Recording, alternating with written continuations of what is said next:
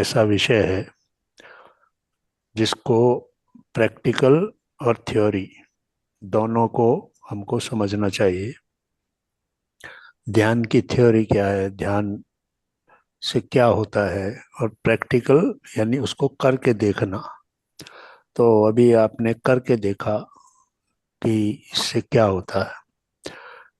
एक सामान्य दिन हमारा शुरू होता है, फिर हम अपने काम करते हैं दिन भर के।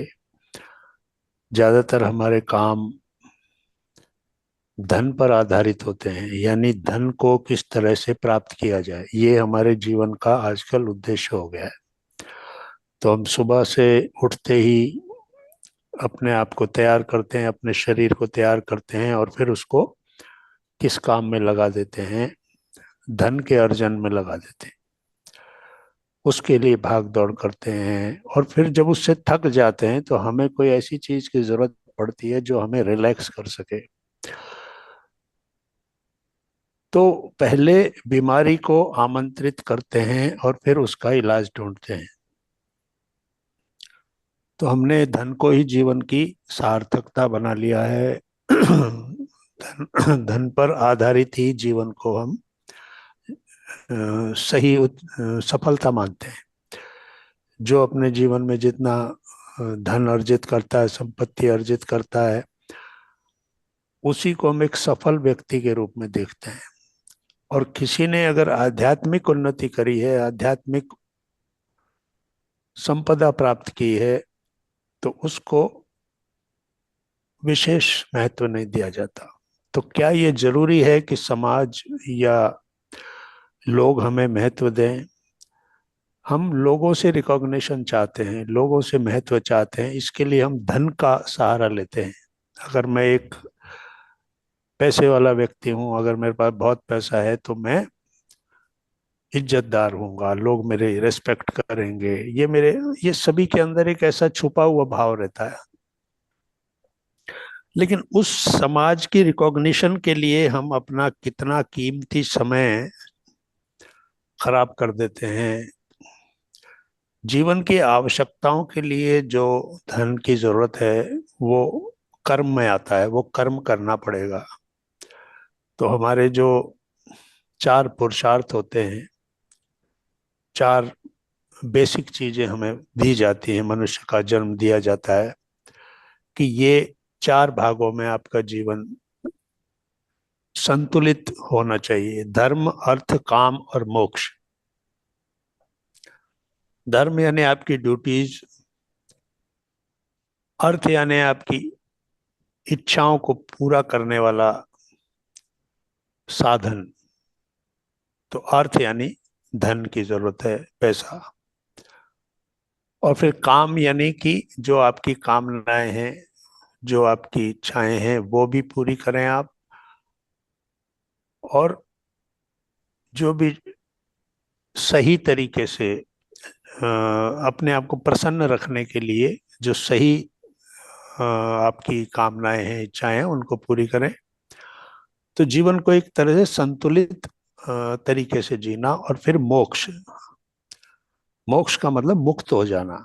ये जो सोल है, इस सोल को इस बॉडी के अंदर ट्रैप कर दिया गया है। जैसे माउस ट्रैप होता है ना, एक पिंजरे में चूहा बंद कर दिया, या एक पक्षी को एक पिंजरे में बंद कर दिया। तो वो स्थिति हमारी सोल की होती है। इस बॉडी के अंदर हमें सोल को ट्रैप कर दिया जाता है, कैद कर दिया जाता है। और सोल चाहता है कि मैं मुक्त हो जाऊं, मैं इस ट्रैप से बाहर निकल जाऊं, इस कैद से मुझे छुटकारा मिल जाए।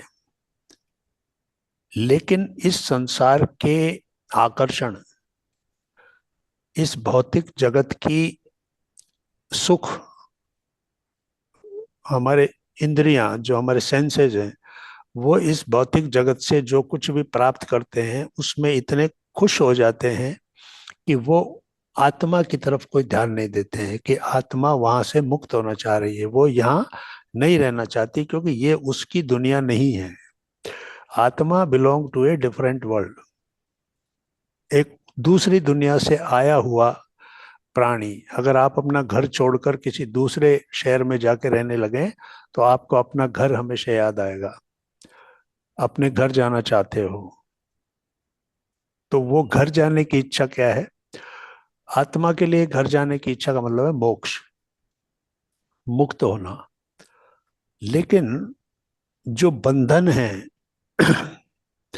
वो बंधन इतने खुद ही बांध लेता है वो, कि उनसे मुक्त होने के लिए उसको 300 से 400 ह्यूमन बर्थ्स की जरूरत पड़ती है, उस लर्निंग और उस एक्सपीरियंस के लिए जिसके लिए वो बार बार यहाँ आता है, कुछ सीखता है, फिर नए कार्मिक अकाउंट बना लेता है, फिर उन कार्मिक अकाउंट्स को सेटल करने के लिए फिर आता है।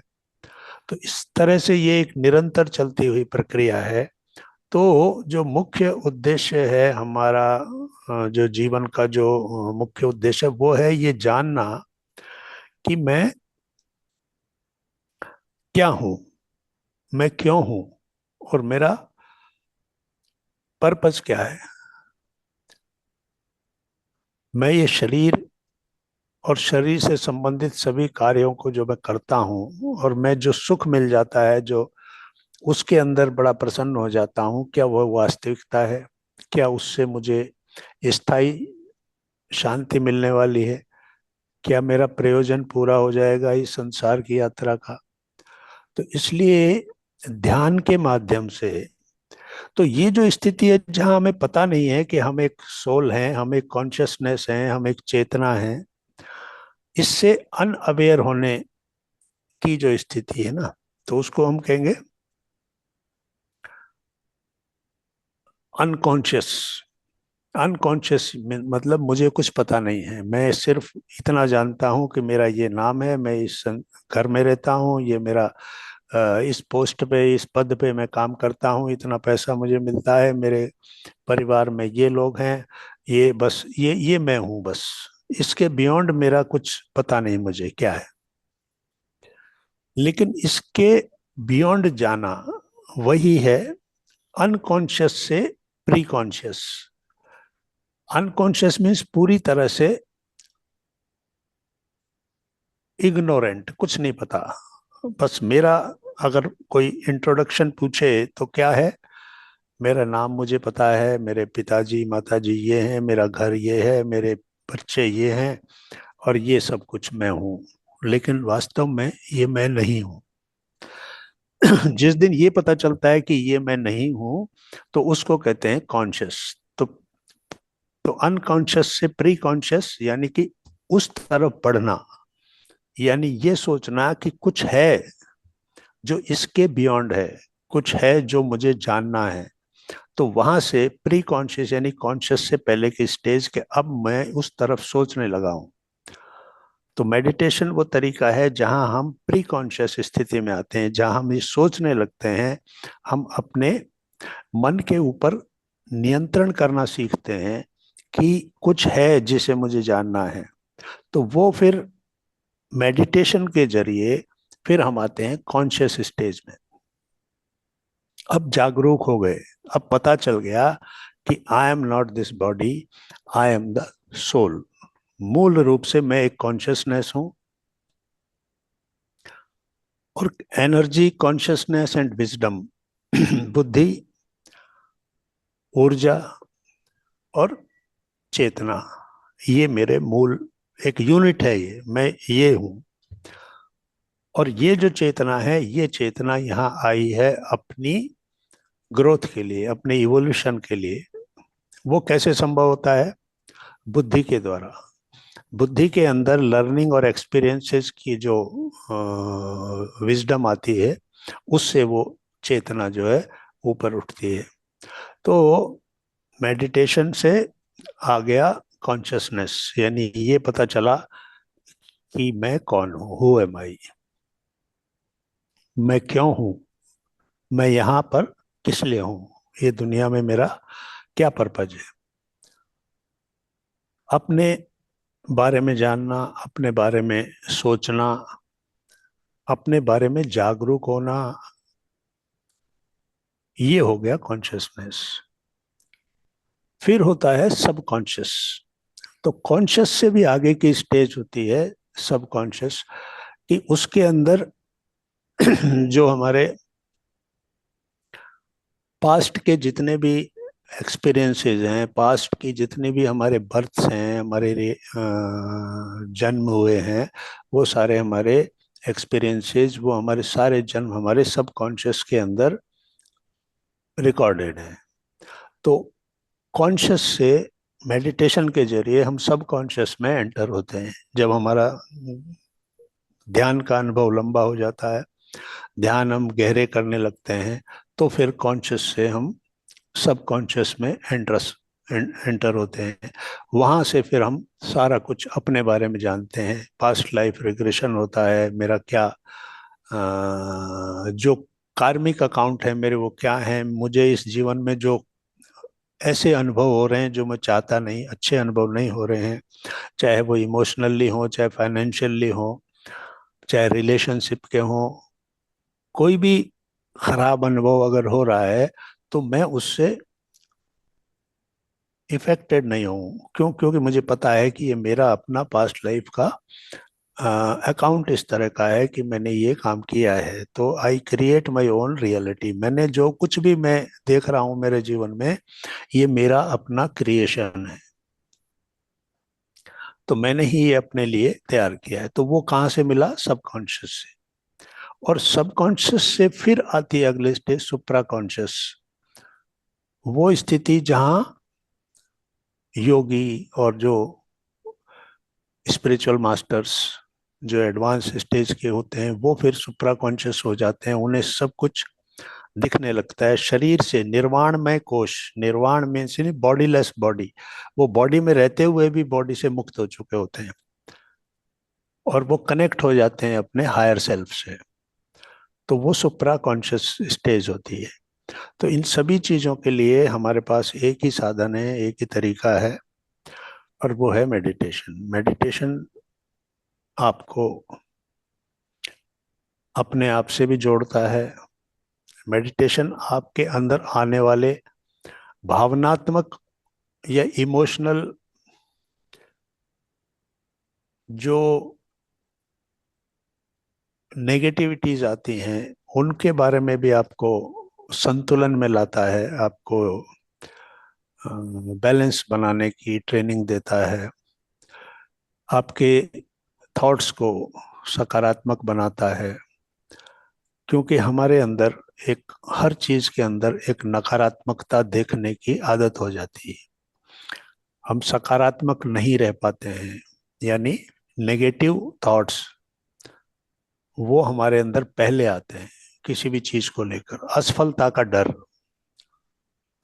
तो डर एक ऐसी चीज है कि जो एंजाइटी को, चिंता को जन्म देती है। और ये डर और एंजाइटी जो है, ये हमारे अंदर हमारी ऊर्जा को नुकसान पहुंचाते हैं, हमारी ऊर्जा को नष्ट कर देते हैं। इस प्रकार से हम थकान महसूस करते हैं, उदासीन महसूस करते हैं। असफलता का डर हमेशा अपने अंदर लिए घूमते हैं। तो कोई भी नई चीज करने से पहले हम सबसे पहले उसके अंदर खुद ही दीवारें खड़ी कर लेते हैं। ये कैसे होगा, ये यूं होगा। तो जो हमारा अनुभव है इस दुनिया का, वो अनुभव हमें नेगेटिव मोड में ले जाता है। तो इसलिए जिन लोगों ने भी जीवन में बहुत अच्छे मुकाम हासिल किए हैं, जिन लोगों ने बहुत अच्छी प्रगति की है किसी भी क्षेत्र में, चाहे वो बहुत अच्छा खिलाड़ी बन गया हो, चाहे बहुत अच्छा व्यापारी बन गया हो, चाहे बहुत अच्छा योगी बन गया हो, तो उन्होंने कभी डर के साथ उस काम को शुरू नहीं किया। कॉन्फिडेंस के साथ अपने जो भी आपके अंदर से भाव आ रहा है, आप क्या करना चाहते हो, हर कोई तो हर काम नहीं भाव आता। हर एक के अंदर अलग अलग भाव आता है। कोई आर्टिस्ट बनना चाहता है, कोई सिंगर बनना चाहता है, कोई म्यूजिशियन बनना चाहता है, कोई टीचर बनना चाहता है, कोई डॉक्टर बनना चाहता है, किसी के अंदर व्यापार का इच्छा रहती है। तो ये जितनी भी तरह के हैं, ये सभी के अंदर से निकल के आते हैं, भाव निकल के आते हैं, जो हमारे पास्ट लाइफ के एक्सपीरियंस पर बेस्ड होते हैं।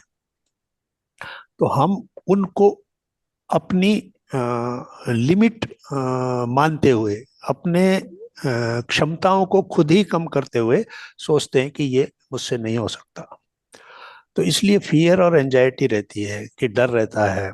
अगर काम शुरू कर भी दिया तो डर रहता है, चिंता रहती है, कैसे होगा, क्या होगा।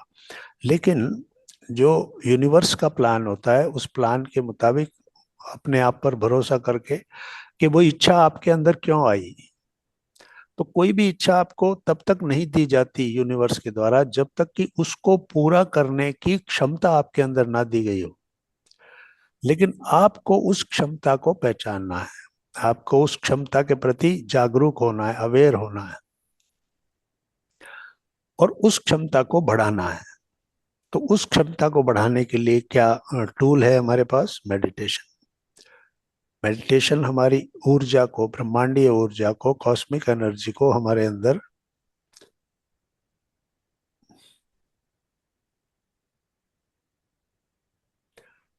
तो हमारे कॉस्मिक एनर्जी को हमारे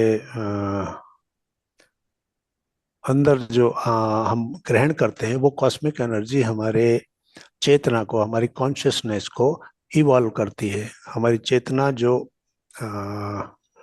इन्फेंट स्टेज में होती है, शिशु अवस्था में होती है, उसके बाद वो बच्चा अवस्था में आती है, यानी थोड़ी बड़ी हो जाती है, फिर वो यंग अवस्था में आ जाती है, चेतना की अवस्था है। फिर वो मैच्योर स्थिति में आती है, फिर वो ओल्ड सोल, ये सब सोल की स्थितियां हैं ना। Infant soul, baby soul, young soul, mature soul, old soul, transcendental soul and infinite soul. तो सोल को कहाँ से कहाँ जाना है, ये जैसे आप अपने घर से चले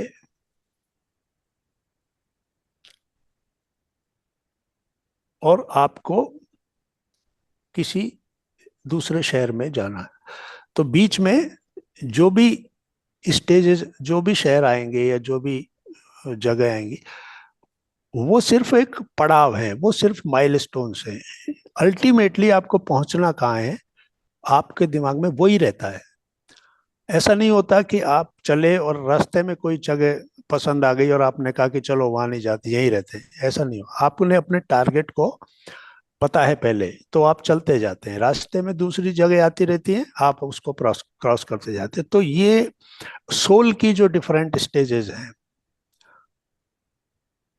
तो ये है बीच के पड़ाव, ये आते जाते हैं। तो शिशु आत्मा अर्थात अबोध, कुछ पता नहीं, प्री अनकॉन्शियस, तो वहां क्या रहता है? डर रहता है, फियर। सबसे बड़ा फैक्टर जो शिशु आत्मा में रहता है वो फियर फैक्टर रहता है, डरता है। एक छोटा बच्चा डरता है, माँ से अलग होते ही रोने लगता है, तो डर उसके अंदर बेसिक फैक्टर होता है। और दूसरा उसके अंदर क्या होता है? खाना और सोना। एक शिशु सिर्फ ये जानता है, या तो वो डरता है, या उसको भूख लगती है तो रोता है, या वो पेट भर गया तो सोता है। अर्थात हमारी वो अवस्था जहां हम इस संसार में सिर्फ इतना जानते हैं कि हमारे खाना पीना यही जीवन का लक्ष्य है, और सो जाना है, यानी एंजॉयमेंट। ज्यादा से ज्यादा हम जोड़ सकते हैं इसमें कि खाना पीना और सोना, और हमारा फियर कि ऐसा ना हो जाए कल मुझे खाना ना मिले, तो फियर, उस चीज का फियर। तो स्ट्रगल फॉर एग्जिस्टेंस, अस्तित्व की लड़ाई में वो लगा रहता है। सर्वाइवल इंस्टिंक्ट उसका रहता है कि किसी तरह मुझे इस जीवन में बना के कैसे रखूं, इसके अलावा कोई और थॉट उसके अंदर आता नहीं। तो ये सोल की पहली अवस्था होती है जब वो ह्यूमन किंगडम में एंटर होता है, क्योंकि सोल इससे पहले और बहुत से किंगडम्स को पार करता हुआ यहाँ तक आता है। इवोल्यूशन ऑफ सोल का जो जर्नी है, वो पीछे से चली आ रही है। Mineral kingdom, plant kingdom, animal kingdom, उन सब से होती हुई सोल जो है वो ह्यूमन किंगडम में आई है। तो मनुष्य साम्राज्य, मानव साम्राज्य के अंदर वो अब एंटर हुई है। तो सबसे पहली अवस्था है उसकी शिशु अवस्था, आत्मा की। यानी अभी उसे कुछ पता नहीं है, वो अभी इसमें एंटर हुई है। अभी इस मानव साम्राज्य के क्या नियम है, क्या सोल क्या है, शरीर क्या है, ये सब चीजें उसे पता नहीं, क्योंकि वो तो पीछे से जहां से आई है वहां ये सब कुछ था नहीं। तो पहली बार उसने इसमें एंटर किया, और एंटर करते ही उसकी जो पहली जरूरत थी वो थी खाना पीना और सोना, और डरना इस बात से कि मुझे ये नहीं मिला तो क्या होगा। तो ये पहला लर्निंग, पहला एक्सपीरियंस सोल का होता है एज ए इन्फेंट सोल। अब ये जो जर्नी पीछे से चली आ रही है सोल की, ये जर्नी इवोल्यूशनरी जर्नी थी, यानी विकास उसका हो रहा था, और उस विकास को करते करते ही वो ह्यूमन किंगडम में एंटर हुआ है। तो इसलिए विकास का वो क्रम अभी रुक नहीं रहा है, विकास तो अभी जारी है। विकास ही अल्टीमेटली उसका मुख्य उद्देश्य है सोल का। इस शरीर में, मानव शरीर में आने का जो कारण है वो है उस सोल की, वो जो इवोल्यूशनरी जर्नी चल रही है, उस जर्नी का ये एक पार्ट है। अभी वो आगे जाना है उसको। ये फाइनल स्टेज नहीं है कि मैं मनुष्य बन गया, और ये मनुष्य के रूप में मुझे ये घर संसार ये सब मिल गया, परिवार मिल गया, पैसा मिल गया, और मैं अब यहाँ पे बड़ा प्रसन्न हूँ। तो ये ये सिर्फ उस जर्नी का एक छोटा हिस्सा है। अभी तो सोल को आगे जाना है, बहुत कुछ सीखना है, लर्निंग। और जैसे ही वो शिशु आत्मा बड़ी होती है, यानी इवॉल्व होती है, अनुभव लेती है, चीजों के बारे में उसे पता चलता है, यानी अनकॉन्शियस से वो प्री कॉन्शियस की तरफ आती है, कुछ तो है। तो फिर जिसे कहते हैं बच्चा आत्मा, बच्चा जो होता है, अब उसे सब पता है। शिशु को कुछ पता नहीं था कि ये मेरे माता पिता हैं, ये मेरा घर है, मैं कहाँ हूँ। लेकिन बच्चा अब समझने लगता है, अपने माता पिता को पहचानने लगता है, अपने बारे में जानने लगता है, अपने खुद के दोस्त बनाने लगता है। तो इसका मतलब है कि अब उसका जो कॉन्शियसनेस है, वो बुद्धि, विजडम अब उसमें काम करने लग गया है। माता पिता के साथ कैसा व्यवहार करना है, दोस्त के साथ मिलो तो खुश होते हैं। तो ये सारी चीजें अब जो उसकी विजडम है, जो बुद्धि है, वो अब उसके अंदर सक्रिय हो गई है। तो वहां से अब वो अनुभव उस तरह के लेता है। तो इस तरीके से धीरे धीरे फिर जब वो एक यंग सोल हो जाता है, तो यंग सोल के रूप में उसके अंदर अब बहुत सारे उसके सपने होते हैं, बहुत कुछ करना चाहता है, इंडिपेंडेंट हो जाता है। अब वो दूसरे पर निर्भर नहीं है, अब वो यंग है। तो ये भी सोल की लर्निंग है कि किस तरीके से एक सोल इंडिपेंडेंटली सोचने लगती है, कैसे उसका जो विजडम जो है, एनर्जी, विजडम एंड कॉन्शियसनेस, तो ये तीनों जो मिलकर चल रहे हैं, साथ चल रहे हैं। तो इसमें जो विजडम है वो अब आ गई है यंग सोल। अब वो इंडिपेंडेंट सोच रहा है। अब उसे पता है कि क्या अच्छा है, क्या बुरा है, मेरे लिए क्या अच्छा है, मुझे क्या चाहिए। उसको दूसरे लोग कहते हैं तुम ये काम कर लो, वो कहता है नहीं मुझे नहीं करना, क्योंकि अब उसकी खुद की चॉइसेस हैं, अब उसकी बुद्धि काम करने लग गई है। तो ये सोल की एक और स्थिति आ जाती है। इसी तरह से फिर वो उसके बाद फिर अगली जो सोल होती है, इस तरीके से ये जो हम बात कर रहे हैं, तो ये सोल्स की इवोल्यूशन होती रहती है। और फाइनली जो लास्ट की जो दो है, ट्रांसेंडेंटल और इनफाइनाइट, मेनली हम उस तरफ बढ़ रहे हैं। हमको करना क्या है? हमको करना यह है कि हमें उस स्थिति को ध्यान में रखना है कि मेरा जो लक्ष्य है वो ये है कि मैं इनफाइनाइट सोल बनने जा रहा हूं। और ये जो कुछ मेरे जीवन के अनुभव हैं, ये सारे, मैं स्पिरिचुअल बुक्स पढ़ता हूँ, मैं मेडिटेशन करता हूँ, मैं संत समाज या सत्संग करता हूँ, यानी अच्छे लोगों के बीच, सत्य की खोज में लगे हुए लोगों के बीच बैठता हूँ, उनकी चर्चाएं सुनता हूँ। तो ये सब जो कुछ भी मैं कर रहा हूँ, ये किस लिए कर रहा हूँ? ये इसलिए कि मेरा विजडम का लेवल जैसे जैसे बढ़ता जाएगा, मेरी सोल का इवोल्यूशन भी उसी तरह होता जाएगा। और फिर यंग सोल से मैच्योर सोल, अब मैच्योर है। मैच्योर, एक मैच्योर व्यक्ति के बारे में कहते हैं ना हम कि ये काफी मैच्योरिटी से बात करता है, यानी अब उसने उन अनुभवों को, जो लर्निंग ली है, जो एक्सपीरियंस लिए, उनके ऊपर काम करने के बाद अब वो इतना समझदार हो गया है कि वो मैच्योर हो गया कि क्या अच्छा है क्या बुरा है। तो सोल उस लेवल पे पहुंच गया है कि जहां अच्छा और बुरे का फैसला कर सके। तो इसको कहते हैं विवेक का जागृत होना। विवेक, बुद्धि के अंदर विवेक काम करने लगता है कि क्या सही है क्या गलत है। तो वो मैच्योर सोल हो गया। फिर मैच्योर सोल के बाद ओल्ड सोल हो जाता है। ओल्ड मीन्स सब कुछ जान गया, एक जैसे बुजुर्ग व्यक्ति होता है ना कि उस वो कहता है कि मैंने सब कुछ देख लिया दुनिया में, मुझे सब मालूम है। तो वो ओल्ड सोल होता है, यानी उसने सभी तरह के अनुभव ले लिए हैं। तो ये सैकड़ों जन्म लगते हैं शिशु आत्मा से और वहां तक पहुंचने के लिए। लेकिन अगर उस सोल का संबंध मेडिटेशन से, स्पिरिचुअलिटी से, स्वाध्याय से नहीं हुआ, तो फिर वो वहीं पर घूमता रहता है, फिर वो किसी एक स्टेज पर आकर ही रुक जाता है, फिर फर्दर इवोल्यूशन नहीं होता है। तो स्पिरिचुअलिटी को अगर उसने समझा, सोल कॉन्शियसनेस उसके अंदर जागरूकता आ गई, तो फिर वो उसी तरह के काम करने लगेगा कि क्या अच्छा है क्या बुरा है, कार्मिक अकाउंट क्या है, मेरे जो कर्म हैं उनको मैं करूं तो किस तरह से करूं जिससे कि मेरे जो अगले जो जन्म हैं वो खाली मेरे कार्मिक अकाउंट्स को सेटल करने में ही खर्च ना हो जाए। तो इसलिए उचित तरीके से कर्म करना वो कहाँ से आता है? जब मैच्योर सोल हो जाता है, अब उसको कर्म के प्रति जागृत हो गया है।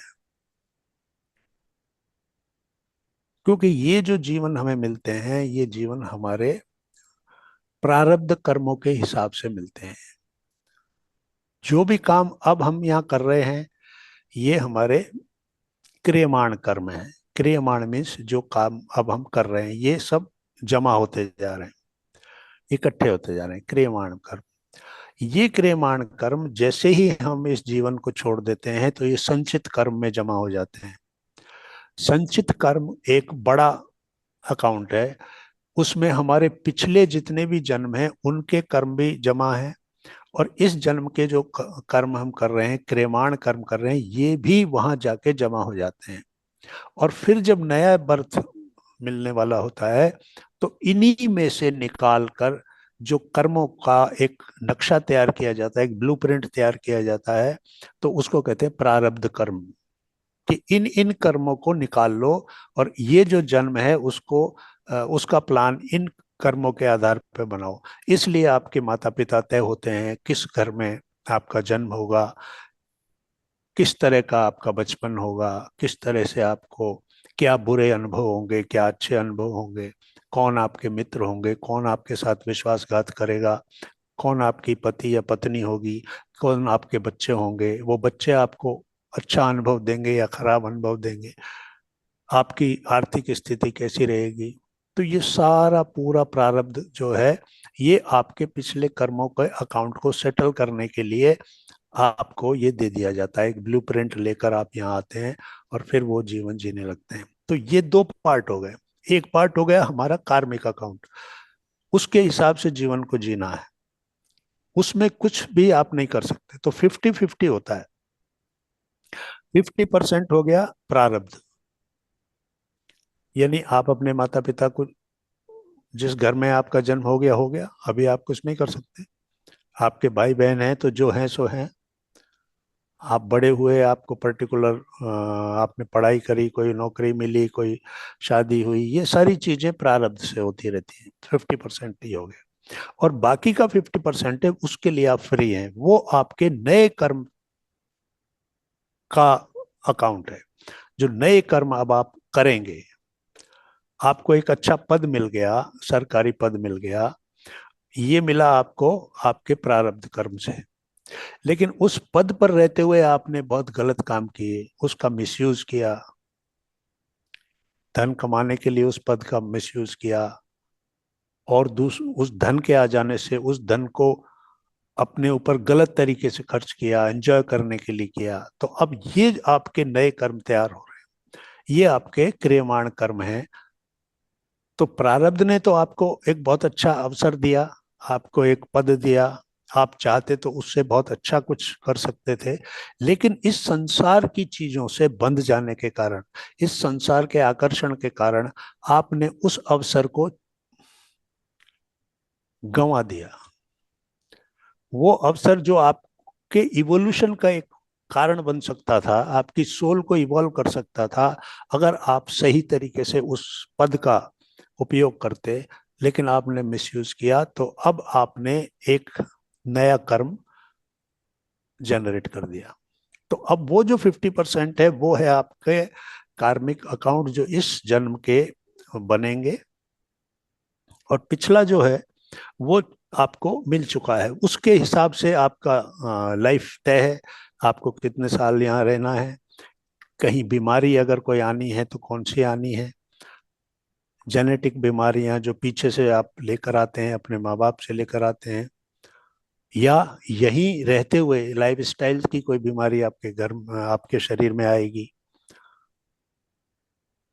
तो ये सभी चीजें पीछे से प्रारब्ध से होती हैं, और उसके बाद आपको जो बुद्धि दी गई है, जो विवेक दिया गया है, वो इसलिए दिया गया है कि आप ये तय कर सकें कि क्या अच्छा है और क्या बुरा है।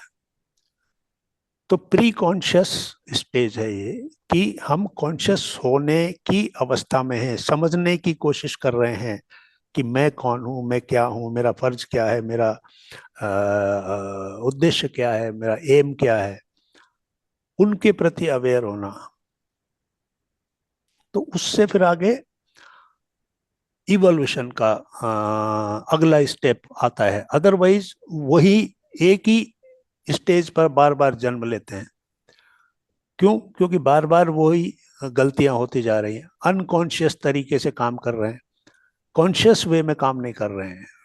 मैं एक सोल हूँ, मैं मुझे क्या मेरा पर्पज है, उसके प्रति मैं जागरूक नहीं, मेरी ड्यूटीज क्या है। तो धर्म अर्थ काम, तो धर्म अर्थ काम जो है इनको मैं संतुलित तरीके से नहीं कर रहा हूँ, तो मोक्ष यानी मुक्त होने का कोई चांस नहीं है।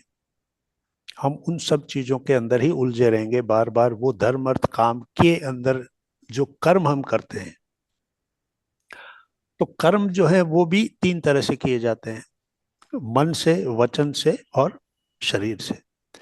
मन के अंदर अगर किसी के बारे में बुरा सोचना, बुरे विचार लाना, हिंसात्मक विचार लाना, द्वेष रखना, ईर्ष्या रखना, ये सारे जो भी हैं ये मन से किए जाने वाले कर्म हैं। उसके बाद वचन यानी वाणी से किए जाने वाले कर्म, हम बुरा बोलना, किसी को आहत करना अपनी वाणी से, किसी का अपमान करना, तो ये सारा वचन से यानी वाणी से किए जाने वाले कर्म है, वो भी आपका कार्मिक अकाउंट है। और फिर शरीर से, यानी हमारी इंद्रियां हैं, हमारे हाथ हैं, पैर हैं, हमारी जो ज्ञानेंद्रियां हैं, इनसे हमारे हाथ, हमारा जो पूरा कर्मेंद्रियां और ज्ञानेंद्रियां, ये जो है, ये शरीर जो है, इससे किए जाने वाले काम, किसी के लिए बुरा हमने किया अपने हाथों से, पैर से, शरीर से, तो वो भी एक कर्म हो गया। तो इस तरीके से ये कार्मिक जो ये तीनों जो चीजें हैं ये एक्टिव रहती हैं। मन भी एक्टिव रहता है, हमारा वाणी यानी कि हम निरंतर बोलते हैं, वचन कुछ भी बोलते रहते हैं, तो कटु वचन बोलना, बुरा माना जाता है ना। कड़वे मत मत बोलो, मीठा बोलो। तो ये किस लिए बोला जाता है? क्योंकि ये कर्म को क्रिएट किया जा रहा है। अगर कटु वचन बोलेंगे, कड़वा बोलेंगे, तो ये एक कर्म आपका नेगेटिव कर्म में ऐड हो गया। किसी के लिए हमदर्दी है, सहानुभूति है, काइंडनेस है, उससे निकला हुआ भाव, वो जब आप एक्सप्रेस करते हैं तो वो अच्छी वाणी है, उससे दूसरे को अच्छा फील होता है। और अपनी वाणी से किसी को आहत करना, बुरा बोलना, तो वो बुरा कर्म क्रिएट करता है। तो इस तरह से हमारा क्या हुआ कि कार्मिक अकाउंट से हम क्या करेंगे, अपने नए जन्मों को क्रिएट करेंगे। तो इसलिए कहा जाता है कि you create your own reality. जो आपका आगे आने वाला समय है, वो जो आपकी वास्तविकता बनने वाला है, उसको क्रिएट इस वक्त आप कर रहे हैं। जिस तरह से आपका ये जन्म पिछले जन्म की रियलिटी है, पिछले जन्म को क्रिएट किया आपने, इस जन्म को आपने क्रिएट किया कहाँ से? पिछले जन्म के कार्मिक अकाउंट से क्रिएट, ये आपका क्रिएशन है। ये जो रियलिटी आप कह रहे हैं कि मैं ये आदमी हूँ, मैं ये फला हूँ, मेरा ये घर है, मेरे ये बच्चे हैं, मेरा ये मैं मतलब मेरा मेरा जो जो भी आप इंट्रोड्यूस करते हैं अपने आप को, ये सारा कुछ आपने क्रिएट किया है। रियलिटी जो आपकी आज आप मानते हो कि दिस इज माय रियलिटी, तो ये जो रियलिटी है इसको आपने क्रिएट किया है। तो वो कहाँ से? पीछे के जन्मों से। तो इसलिए आज आप जो कुछ कर रहे हैं वो आने वाले समय की रियलिटी बनने वाला है। तो you are creating your own reality. किसी दूसरे का कोई दोष नहीं होता। किसी दूसरे ने आपके जीवन में किसी तरह का कोई भी इंटरफेरेंस नहीं किया जा सकता। वो आपका ही अपना अट्रैक्ट किया हुआ है। अगर कोई व्यक्ति आपके जीवन में आता है, वो आपको धोखा देकर, चाहे फाइनेंशियल धोखा दे, चाहे इमोशनल धोखा दे, अगर वो ऐसा करके चला जाता है, तो वो आपके ही द्वारा किया गया वो कर्म था, जो अब आपको वो अनुभव करना है कि किसी दूसरे के ऊपर क्या बीतता है। जब आपने किसी के साथ किया तो आप खुश थे कि मैंने उसको धोखा दिया, लेकिन उस जिसने धोखा खाया उसके ऊपर क्या बीता, इसके लिए इस जन्म में आपके साथ वो घटना हुई, ताकि आप वो महसूस कर सकें, आप ये देख सकें कि उस व्यक्ति को उस वक्त कैसा लगा। तो वो रियलिटी जो आज आपके साथ घटित हो रही है, वो क्रिएट आपने खुद करी। तो वो क्रिएशन जो है वो आपका अपना है। इसलिए जीवन में जब भी कोई खराब अनुभव आता है, किसी व्यक्ति के साथ, किसी परिस्थिति में अगर कोई खराब अनुभव हो रहा है, तो वो हमने खुद उस तरह की चीजों को इनवाइट किया है। बहुत पहले कभी हमने कुछ ऐसा किया था, तो उस करने का एक पार्ट तो हमने उस वक्त एंजॉय कर लिया कि हमने किसी के साथ बुरा करके। बुरा तभी आदमी करता है जब उससे उसके बदले में कुछ अच्छा मिल रहा होता है, तो वो बुरा कर देता है। चोरी करने वाला किसी आदमी के पैसे की चोरी जब करता है तो उसको अच्छा लग रहा है, उसको फायदा हुआ है। लेकिन जिसकी चोरी हुई है, उसने वो पैसा किस लिए, किस जरूरी काम के लिए रखा हुआ था, वो दुख, वो तकलीफ वो नहीं महसूस कर पा रहा है। तो ये फिर उसके जीवन में कभी आएगा, तब फिर उसको जब यही तकलीफ सामने आएगी तो वो कहेगा कि मैं लुट गया, मैं ये हो गया। लेकिन वो कुछ नहीं है, वो सिर्फ एक अनुभव है जो आपको देना था नेचर के द्वारा, यूनिवर्स के द्वारा, कि तुमने जब ये किया था तो उस व्यक्ति को कैसा लगा था जो आज तुमको लग रहा है।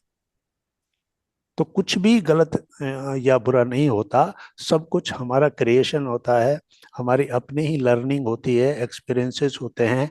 और वही एक्सपीरियंसेस और लर्निंग जो है हम लेते हुए आगे बढ़ते रहते हैं। हमारा सोल का इवोल्यूशन होता रहता है। अगर हम स्पिरिचुअलिटी के मार्ग पर आ जाते हैं, तो इसका मतलब कहीं कोई अच्छा किया हुआ काम, कोई ऐसा सीड, बीज जर्मिनेट हो गया है जो कभी आपने किया था। कभी आपने कोई ऐसी चीज के अंदर कोई मदद करी, किसी ऐसे काम के लिए अपने आप को आगे बढ़ाया, जहाँ की स्पिरिचुअलिटी में कुछ काम हो रहा था आपने उसमें मदद करी, तो वो एक सीड आपने डाल दिया वहां, और ये सीड जर्मिनेट हुआ किसी जन्म में, और आपको अचानक कोई गुरु मिला, कोई मास्टर मिला, उसने आपको रास्ता दिखाया, आपने उसको एक्सेप्ट किया, आपने उस पर काम किया, और वहां से फिर स्पिरिचुअलिटी के मार्ग पर आप आगे बढ़े। तो यहां से फिर शुरू हो गई कॉन्शियस की यात्रा। तो अनकॉन्शियस, प्री कॉन्शियस, कॉन्शियस, और फिर और भी ज्यादा आगे बढ़े तो supra conscious, transcendental soul, infinite soul. जो इनफाइनाइट सोल हो जाते हैं वो फिर कार्मिक अकाउंट की वजह से यहाँ नहीं आते, वो अपनी चॉइस से यहाँ आते हैं, और वो यहाँ आते हैं किसी पर्टिकुलर मिशन के साथ, दूसरे लोगों को रास्ता दिखाने के लिए, दूसरे लोगों के लिए कुछ करने के लिए। आदि शंकराचार्य, स्वामी विवेकानंद, इस तरह के जितने भी संत हुए हैं, ये लोग बहुत शॉर्ट जीवन इनका रहा है। वो इसलिए कि वो यहाँ लंबा जीने के लिए नहीं आते, उनको इस संसार से कोई ऐसा आकर्षण नहीं है। वो तो सिर्फ यहाँ के लोगों को कुछ एक नया रास्ता बताने के लिए, आध्यात्मिकता से उनको जोड़ने के लिए, और ये बताने के लिए कि मैं इस स्थिति में कैसे पहुंचा हूं, तो तुम भी इस रास्ते पे चलो। तो वो अपना वो अनुभव बताने के लिए यहाँ आते हैं, लोगों को ज्ञान देते हैं। अब उस ज्ञान को जो लेते हैं, जो उस पर चलते हैं, वो आगे बढ़ जाते हैं, उनका सोल का इवोल्यूशन हो जाता है। अदरवाइज उसी ज्ञान को लेकर कुछ लोग उस ज्ञान से इस संसार की चीजों को प्राप्त करने लगते हैं, धन प्राप्त करने लगते हैं, ज्ञान दे रहे हैं और उसके बदले में धन ले रहे हैं। वो सोल का इवोल्यूशन के लिए कुछ नहीं कर रहे हैं, वो तो अपने आप को इस संसार में और भी ज्यादा डुबो रहे हैं। क्योंकि आत्मा को धन से या किसी भी और चीज से कोई सरोकार नहीं है, वो तो इन सब चीजों से अलग है। वो तो इस प्लेनेट का, इस ग्रह का प्राणी है ही नहीं, वो तो है किसी और देश का। वो तो यहाँ पर आया है, तो उसको धन से क्या लेना देना, उसको इन सब चीजों से, संपत्ति से क्या लेना देना, वो तो अपनी यात्रा कर रहा है। लेकिन आपने उसको भुला दिया, तो उसके प्रति जागरूक होना वो कॉन्शियसनेस है। और वहीं से फिर हम ये जानने की कोशिश करते हैं कि फिर हम कैसे उस मार्ग पे आगे बढ़े। तो उसके लिए सबसे पहला स्टेप है मेडिटेशन। मेडिटेशन से सबसे पहले आत्मशुद्धि, अपनी शुद्धि करना बहुत जरूरी है। किसी भी अच्छी चीज को आप किसी खराब जगह पे नहीं रखना चाहेंगे। तो शुद्धि किन किन चीजों की? अपने अंदर के बुरे विचारों से अपने आप को शुद्ध करना, नकारात्मक विचारों से शुद्ध करना, क्रोध से मुक्त होना, द्वेष,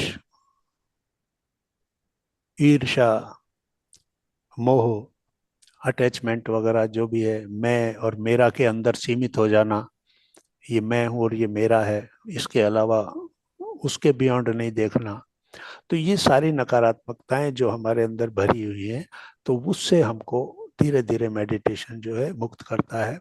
मूलाधार चक्र में हमारी कॉन्शियसनेस रहती है, वो शिशु आत्मा की स्थिति होती है। मूलाधार चक्र से फिर ऊपर स्वादिष्टान चक्र में आती है, फिर मणिपुर चक्र में आती है। तो ये जो तीन चक्र हैं, ये इस संसार से हमको जोड़ते हैं। तो तीन गुण इस प्रकृति के माने गए हैं, रजोगुण, तमोगुण और सतोगुण। तो नीचे के जो ये तीन चक्र हैं, जब हमारी कॉन्शियसनेस इन तीन चक्रों में रहती है, तो ये रह जाता है तमोगुण और रजोगुण। और जैसे ही वो इससे ऊपर उठती है, तो फिर अनाहत चक्र में आ जाती है, जहां से शुरू होता है हमारा सत्वगुण। सत्वगुण यानी जहां यूनिवर्सल लव हमारे जीवन में एंटर होता है, हर चीज से हमारे अंदर एक सहानुभूति, एक प्रेम प्रकट होता है। चाहे वो कोई पक्षी है, कोई पशु है, कोई वनस्पति है, कोई पेड़ है, पौधे हैं, प्रकृति की हर चीज से प्रेम होने लगता है। वो इसलिए कि मैं भी इनमें से एक हूं। कल मैं भी इनमें से ही एक था, आज मैं मनुष्य में आ गया हूं, लेकिन ये सब मेरे ही रूप रहे हुए हैं। तो यूनिवर्सल लव यानी ये सब मेरे ही परिवार के सदस्य हैं। तो वहां से वो अनाहत चक्र से वो यूनिवर्सल लव आता है। वहां से फिर हम सभी के प्रति क्षमा करना, दया करना, सहानुभूति करना, प्रेम करना, वो भाव हमारे अंदर आने लगते हैं। वहां से फिर हम एक योगी का, एक संत का जीवन जीना शुरू करते हैं। समता में आ जाते हैं। लाभ और हानि से हम प्रभावित नहीं होते, दुख और सुख से प्रभावित नहीं होते, मान और अपमान के पीछे नहीं पड़ते कि इसने मेरा अपमान किया या इसने मेरा मान किया, ये सम्मान किया, उससे कोई फर्क नहीं पड़ता। तो यहां से शुरू होता है सत्वगुण। सत्वगुण के अंदर ही फिर हमारे आगे के चक्र हैं। तो नीचे के 3 चक्र हमें इस संसार से जोड़ते हैं, और फिर उसके बाद जो 3 चक्र हैं, 4 चक्र हैं वैसे, तो फिर हम अनाहत, विशुद्धि, आज्ञा चक्र और सहस्त्रार चक्र। सहस्त्रार चक्र में जब चेतना आती है तो वो हो जाती है निर्वाणमय कोश, बॉडीलेस बॉडी। यानी मैं इस शरीर में हूं, लेकिन इस शरीर से मुक्त हूं। मुझे इस शरीर के सुख दुख से, भूख प्यास से, किसी चीज से कोई सरोकार नहीं है। मुक्त हो जाते हैं। विदेह बोलते हैं उनको, कि देह में रहते हुए भी नहीं रह रहा। तो यहां तक की यात्रा करनी होती है। तो ये सहस्त्रार चक्र में हमारी जो चेतना है, इसको हम लेकर आए। तो ये सत्व गुण के अंदर ही ये संभव होता है, जब किसी के प्रति कोई क्रोध नहीं, कोई हिंसा नहीं, कोई द्वेष नहीं, केवल प्रेम, सद्भाव, सहानुभूति। तो ये स्थितियां जब हमारे अंदर आती हैं तो फिर हम सकारात्मक विचारों में, चमत्कारिक विचारों में रहने लगते हैं। उन्हीं विचारों के बारे में ये कहा जाता है कि जैसा आप सोचते हैं वैसे ही आप बन जाते हैं। As you think so you become. तो जो आपके विचार हैं वो ही आप धीरे धीरे बनने लगते हैं। तो यहां से अनाहत चक्र के ऊपर से फिर आपके जो विचार हैं उनके अंदर सकारात्मकता आती है, दूसरों के प्रति सद्भावना आती है, प्रेम आता है। और यहाँ से फिर आप अपनी चेतना को जब विशुद्धि चक्र में लेके आते हैं, तो विशुद्धि चक्र क्या है? ये हमारा सरस्वती का स्थान है, ज्ञान का, बुद्धि का स्थान है। यहाँ से फिर आपको ज्ञान होता है, विजडम। और वहीं से फिर आपके वाणी जो है उसके कर्म बहुत अच्छे होने लगते हैं। तो जो कर्म के 3 जो स्टेजेस हैं, उसमें जो वाणी से किए जाने वाले कर्म है वो बड़े अच्छे होने लगते हैं, क्योंकि अब आप जो भी बोल रहे हैं वो ज्ञान से बोल रहे हैं, उसका अच्छा प्रभाव हो रहा है सामने वाले के ऊपर। दुर्वचन आप नहीं बोलते, क्योंकि अब आपको पता पड़ गया, अब आपके अंदर वो ज्ञान आ गया कि क्या बोलना है, कैसे बोलना है। वो वो वचन बोलना है जो दूसरे के लिए मरम साबित हो। तो इस प्रकार से वो हमारा विशुद्धि चक्र आता है। विशुद्धि चक्र के बाद फिर हम आ जाते हैं हमारे आज्ञा चक्र पर। ये सबसे इंपॉर्टेंट चक्र है, पीनियल ग्लैंड से जुड़ा हुआ। और ये हमारे खुशी के जो हार्मोन है, जब यहाँ हमारे चेतना आ जाती है तो मेलाटोनिन और सेरोटोनिन, ये हार्मोन्स रिलीज होते हैं, अर्थात खुशी के हार्मोन। बिना कारण खुश, वरना हम खुश होने के लिए सुबह से शाम तक कोशिश करते रहते हैं। कभी कोई सीरियल देखा, कभी कोई गाना सुना, कभी कोई शो देखने गए, कभी दोस्तों से बात की, कभी इधर गए, कभी उधर गए। किस लिए? खुश होने के लिए। बट इस सब को करने के बाद भी वो खुशी का हार्मोन रिलीज नहीं हुआ, क्योंकि चेतना फंसी हुई है नीचे। चेतना अभी खुशी को सिर्फ आर्टिफिशियल तरीके से एंजॉय कर रही है, उसका रियल जो टेस्ट है वो उसको नहीं मिल रहा है। तो वो जब यहाँ पर आज्ञा चक्र में आती है चेतना, तो ये दो तरीके से काम करती है। एक तो उसके खुशी के हार्मोन्स रिलीज होते हैं, और दूसरा आज्ञा चक्र जो है, इसको आज्ञा चक्र इसलिए बोला जाता है कि ये बाकी चक्रों को आज्ञा देता है, ऑर्डर करता है। यानी ये जब संतुलित होता है, ऊर्जावान होता है, तो बाकी चक्रों को भी ये उस तरीके से ऑर्डर देता है सही तरीके से काम करने के लिए। तो वो बाकी के चक्र भी संतुलित और ऊर्जावान रहते हैं। और जब ये सारे चक्र संतुलित और ऊर्जावान रहते हैं, तो इनसे जुड़े हुए ग्लैंड्स जो हैं वो सही हार्मोन प्रोड्यूस करते हैं, और उन हार्मोन से वो जो ऑर्गन्स हैं जो उनसे जुड़े हुए हैं वो भी सही काम करते हैं। उससे हमें क्या मिलता है? स्वस्थ शरीर। तो मेडिटेशन न केवल हमारे अंदर की दुनिया को ट्रांसफॉर्म करता है, शरीर को भी वो स्वस्थ रखने में मदद करता है। क्योंकि जब हमारे सारे चक्र बैलेंस रहते हैं, तो फिर हमारे ऑर्गन्स भी सही काम करते हैं। और अस्वस्थ और स्वस्थ की स्थिति बस इतनी है कि शरीर में आपका कोई पर्टिकुलर ऑर्गन सही काम नहीं कर रहा, तो आप कहेंगे कि मैं बीमार हूं। लेकिन अगर सारे ही ऑर्गन्स अपना अपना काम सही कर रहे हैं, तो आप एक स्वस्थ व्यक्ति हैं। तो वो स्वास्थ्य भी कहाँ से हम ले सकते हैं? वो मेडिटेशन से ले सकते हैं।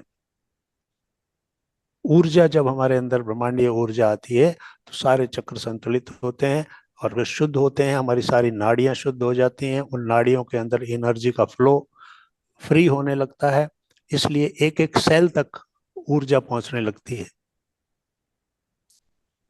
क्योंकि हम एक्चुअली क्या है? हम एक बंडल ऑफ सेल्स हैं, कोशिकाओं का एक समूह है। तो हर कोशिका को ऊर्जा की जरूरत है, तो वो हम मेडिटेशन से उसको देते हैं। तो इसलिए पूरी तरह से समग्र स्वास्थ्य, पूर्ण स्वास्थ्य, जिसमें हम अपने physical body, mental body, intellectual body, social हमारा एनवायरनमेंट, और हमारे स्पिरिचुअल बॉडी, तो इस तरीके से इन सभी को हम बैलेंस कर सकते हैं। तो इसको हम कह सकते हैं समग्र स्वास्थ्य। हमारे हर डिपार्टमेंट को हम ठीक रख सकते हैं, और इस तरह से एक संपूर्णता को हम प्राप्त कर सकते हैं, और जीवन की जो यात्रा है, उसका जो लक्ष्य है, उस तक अपन आगे धीरे धीरे बढ़ सकते हैं। तो थैंक यू वेरी मच, आप सभी ने बड़े धैर्य से सुना।